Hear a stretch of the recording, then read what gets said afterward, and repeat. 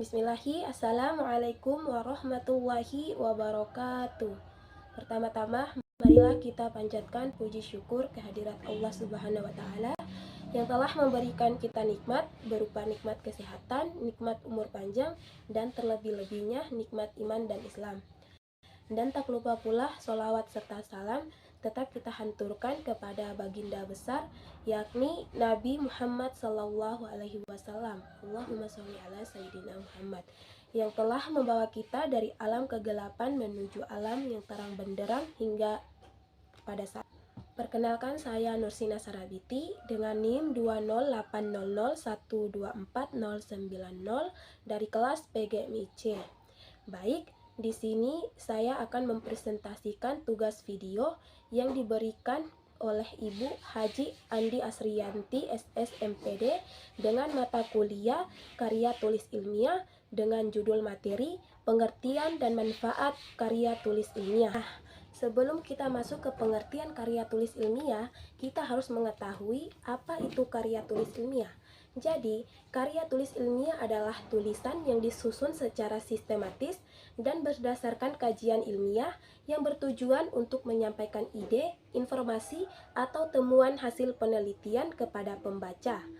Tulisan ini biasanya menggunakan bahasa baku, logis, dan didukung oleh data yang bisa dipertanggungjawabkan. Selanjutnya yaitu pengertian karya tulis ilmiah.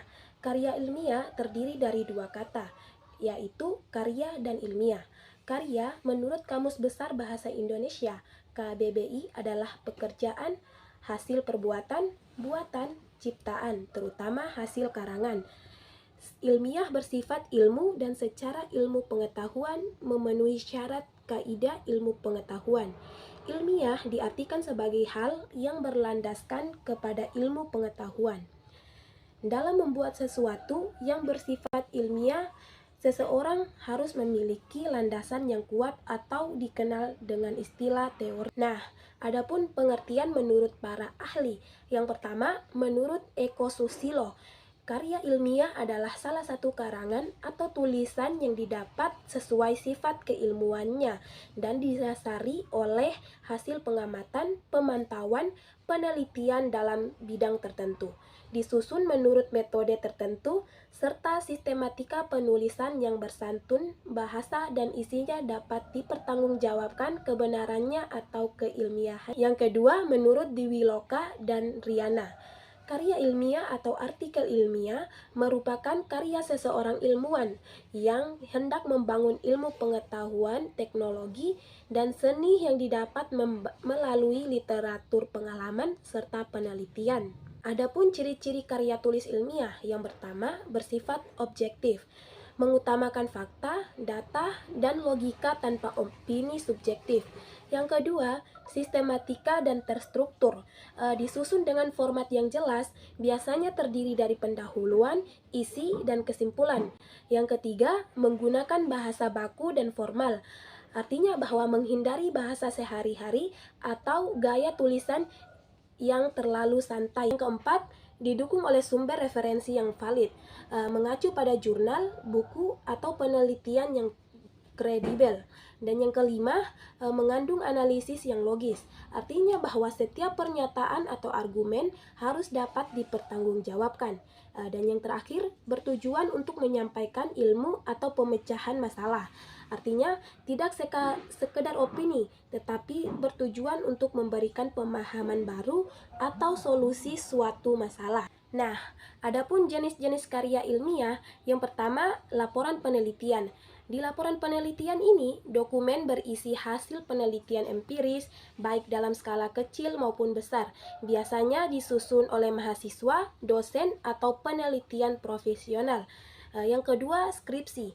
Skripsi adalah karya ilmiah yang disusun oleh mahasiswa sarjana S1 sebagai syarat kelulusan. Yang ketiga, tesis.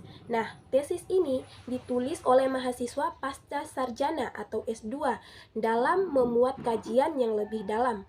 Dan yang keempat, disertasi. Disertasi ini merupakan karya ilmiah tingkat doktor atau S3 yang mengandung temuan baru di bidang tertentu.